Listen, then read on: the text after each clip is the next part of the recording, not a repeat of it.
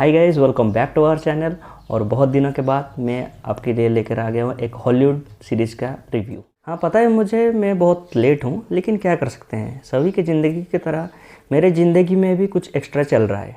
Okay, तो चलिए बात करते हैं रिव्यू पर, जिसका नाम है मोनार्क लेगेसी ऑफ मॉन्स्टर्स। 12 जनवरी को इसका लास्ट एपिसोड रिलीज हुआ था और ये एप्पल टीवी प्लस पे रिलीज हुआ था इसका सीरीज। और ये एप्पल टीवी प्लस के साथ एक कोलैबोरेशन पे बनाया गया है, जिसके क्रिएटर्स हैं क्रिस ब्लैक और मैट फ्रिक्शन। और ये 10 एपिसोड वाला शो है, जिसका कि वीकली रिलीज हुआ था हर एक एपिसोड। लेकिन ये पहले बस इंग्लिश में ही रिलीज हुआ था, लेकिन इसको बाद में हिंदी डबिंग के साथ भी रिलीज किया गया है। क्या तो मैंने इसका क्रिएशन के बारे में बता दिया है। चलिए अब चलते हैं शो के अंदर। Monarch legacy of monster show, basically इसका प्लॉट ये है कि मोनार्क जो एक ऑर्गेनाइजेशन है मॉन्स्टरवर्स की वर्ल्ड में, उसका क्रिएटर कौन है, उसका क्रिएशन कैसे हुआ था और इसका लेगेसी क्या है, उसके बारे में बताया गया है। मुझे इस शो का एक खासियत ये लगी कि इस शो को जी डे यानी कि गॉडजिला डे के बाद सेट किया गया है। गॉडजिला मूवी जो 2014 में आया था, और गॉडजिला जिस टाइटन से भिड़ा था उसका नाम बेसिकली म्यूटो प्राइम है। और भिड़ने के बाद लोगों की हालत क्या हुआ था और लोग उसके बाद कैसे जी रहे थे, उसके बारे में बताया गया है।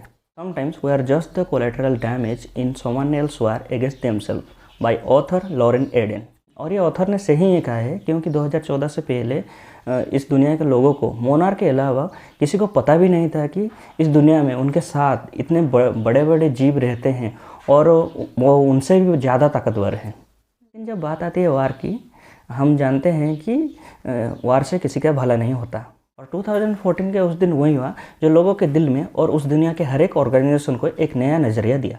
गवर्नमेंट और प्राइवेट ऑर्गेनाइजेशन को तो अफेक्ट किया कोई नहीं, लेकिन लोगों ने अपने पैसे, अपनी जगह और अपने खुद के लोग, उनके रिलेटिव्स को खो दिया।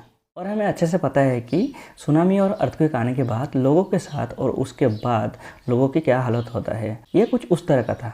लेकिन क्या करें, शो उस चीज़ को दिखाता तो है, लेकिन उस चीज़ को जस्टिफाई नहीं कर पाता, क्योंकि मुझे वो चीज़ और थोड़ा ज़्यादा जानना था। लोग तो स्क्रीन के पीछे से चेयरअप करते हैं गॉडजिला या फिर कॉन्ग के लिए, लेकिन उससे जो तबाही होता है और जो डैमेज होता है और लोग कैसे अफेक्ट होते हैं और देश की इकोनॉमी से लेके उसके इंफ्रास्ट्रक्चर पर कैसे अफेक्ट करता है, वो भी लोगों को देखना चाहिए था। और इस शो इस चीज़ को बहुत ही कम दिखाता है, जिससे कि मैं बहुत डिसअपॉइंटेड हुआ। अब बात करते हैं शो की मेन प्लॉट के बारे में। मोनार्क बेसिकली एक फैमिली की क्रिएशन है। एक फैमिली की विरासत की वजह से मोनार्क कैसे जन्म हुआ और मोनार्क कैसे सर्वाइव किया और मोनार्क के साथ आगे चल के क्या हुआ, बेसिकली ये दिखाने की कोशिश करता है शो।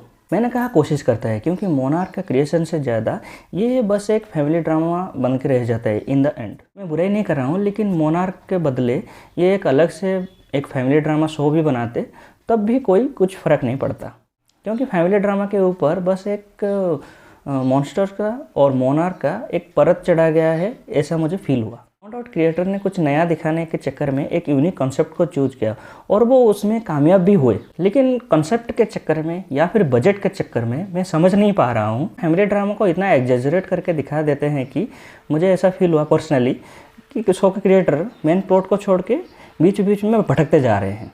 ओके, तो मोनार्क 3 लोगों की जॉइंट क्रिएशन है, जिसमें कि मैं हेड मानूंगा जापानीज साइंटिस्ट केइको को, और उनका साथ देते हैं ली शो और बिल रांडा।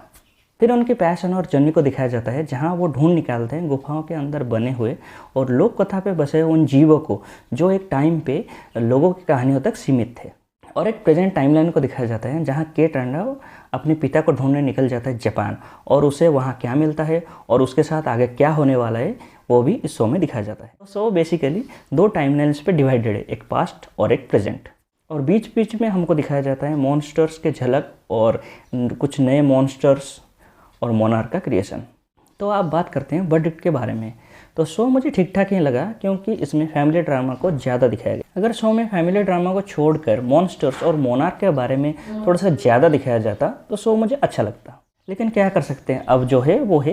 मैं monarch legacy of monster web series को दूंगा 3.5 आउट ऑफ 5 स्टार। आपने अगर शो को देख चुके हैं तो कमेंट में बताइए कि शो कैसा था। तो इसी नोट पे वीडियो को यहीं एंड करते हैं। वीडियो को लाइक कीजिए, चैनल को सब्सक्राइब कीजिए और मिलते हैं अगले वीडियो में। तब तक के लिए बाय बाय, टेक केयर।